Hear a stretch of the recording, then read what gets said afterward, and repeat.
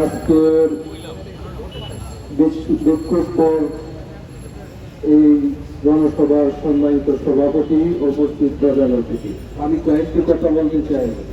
ভারত আমাদের বন্ধু। ভারত আমাদের কেমন বন্ধু?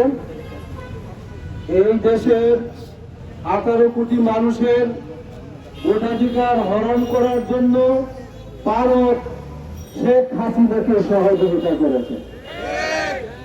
ভারত আমাদের এমন বন্ধু যা আমাদের ন্যায্য অধিকার থেকে বঞ্চিত করার জনগণের বিরুদ্ধে সে দাঁড়িয়েছে।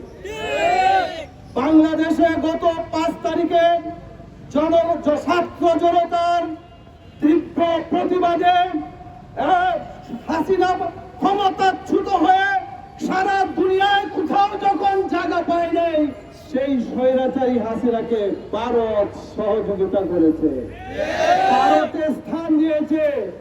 এখন তিনি ভারতে বসে বাংলাদেশের বিরুদ্ধে ষড়যন্ত্রে লিপ্ত হয়েছেন। আমরা তত্ত্বাবধায়ক সরকারকে, অন্তর্বর্তীকালীন সরকারকে বলতে চাই, হাসিনা এবং তার দূষরদেরকে খুঁজে খুঁজে বের করে অনতিবিলম্বে গ্রেফতার করতে হবে।